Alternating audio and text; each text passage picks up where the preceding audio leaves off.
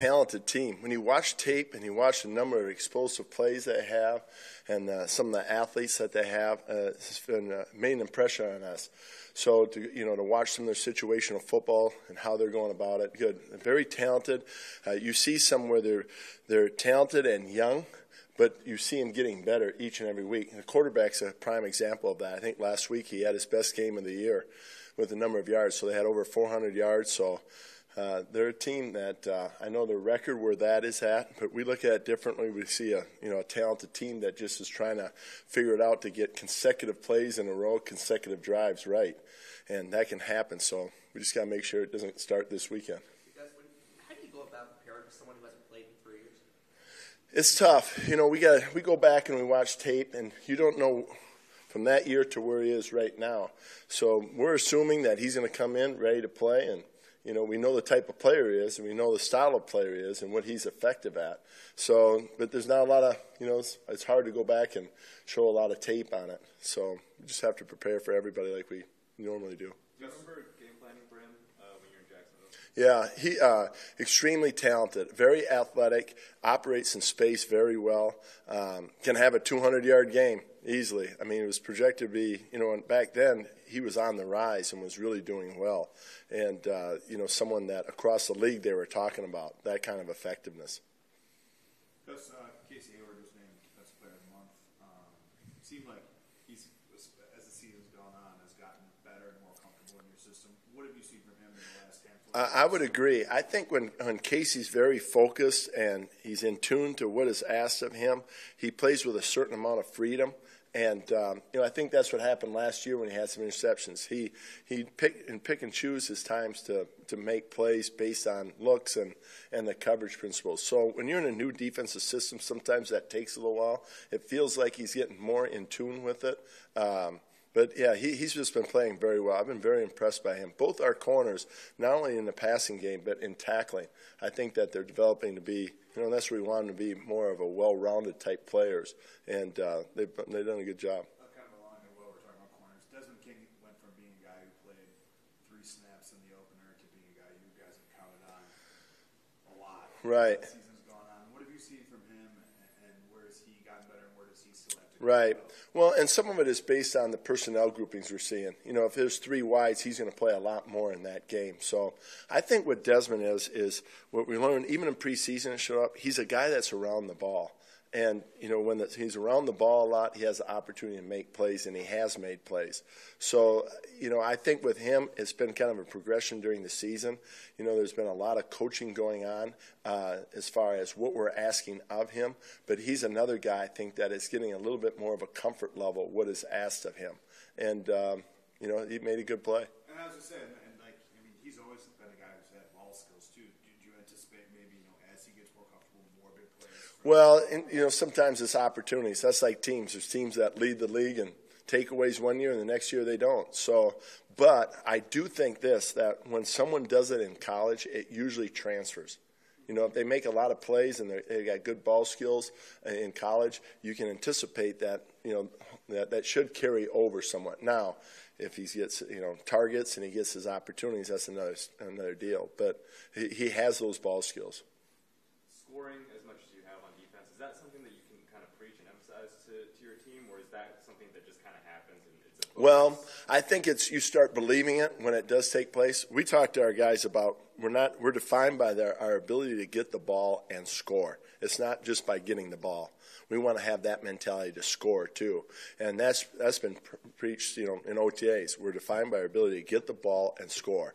That's what we always want to go after, and unless the situation doesn't present that self. But so when you have times when you see us, the vision comes alive. When you have examples, see, this is what we're talking about. We got a pick for a touchdown. We got a sack, cause fumble, strip for a fumble or for a touchdown. When those opportunities presents themselves, we sure talk to them about. Our vision is starting to come to where we are. Now we have a lot of work to do, but you're seeing progress. Does that come with teaching guys to go for the ball maybe instead of going for a big hit?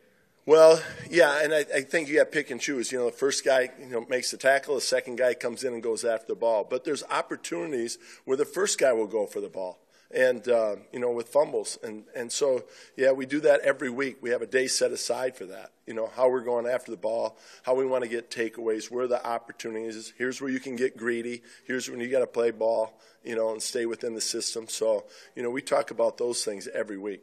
I guess how stats say that they're among the top teams in the league in using read option plays, Cleveland. How big of a part of their offense is that?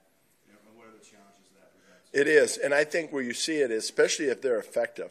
If you start seeing them have success with it, you're going to see it more and more and more. So it's something that we're aware of, but they have a wide variety of things that they're forcing us to prepare for. Because we could see anything from unbalanced to Daffy Duck to Wildcat to, there's just different things that they do. So your preparation, you've got to be on it in all your calls and what you want to get to. So, they do. And if they have success at something, they're going to keep coming after it. When it's something like that, that's not something you guys see every week. Is that more difficult? Yeah, you have your base fundamental rules that if it happens in a game, the unexpected, but it's more than just, some of these things will show up more than just once. So, you really have to define your game plan to it. You guys were pretty successful against a rookie quarterback weeks ago. Is it different with a guy that's had a few starts under his belt? Yeah, I think so. I think you can see they become a little bit more seasoned. And that's why I think last week was impressive, where he came in. When you watch him, you'll see him. He'll make throws that wow you, and he'll make big plays, and he's got really good touch, and he just does some really, really good things. And then there's some plays where it's it's thrown behind, or the accuracy ain't there, or maybe he gets off the spot a little bit. And but you're seeing less of that taking place, where I think he's becoming more and more comfortable in the pocket. Okay. All right. Thank you.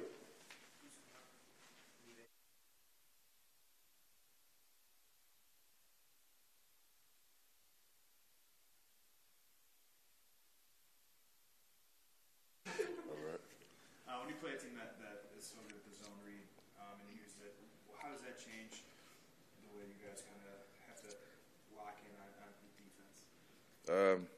I think at the end of the day, pretty much no matter what team or what they run, we always have to be fundamentally sound. Looking at their roster, looking at their wins and loss ratio, can't really go off on that because they have a lot of explosive players, and they can do some pretty good things. If you don't look at the scoreboard, you look at a lot of those games and think they won a lot of games. So. They're very impressive when it comes to, their roster. Scoring as much as you guys have on defense the last couple weeks, does that give you guys even a little bit more swagger? We try to play with swag, any way it goes. But, getting turnovers is always a plus for the defense. I think anytime you can either turn the ball over, score, or do whatever, put the ball back in the offense's hands, that's a great boost to any defense in the NFL. Seeing guys get as many touchdowns as they have, does that make you want one a little bit more?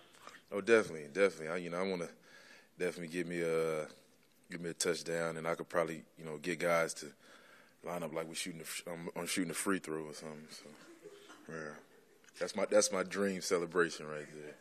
Yeah. Shoot a free throw, man. Have 3 guys on this side, 3 on this side, referee in the back, and shoot it through the field goal. Yeah. Oh, yeah, definitely. 10 out of 10. How long have you thought about this celebration? I thought about it probably about 2 days ago. Yeah.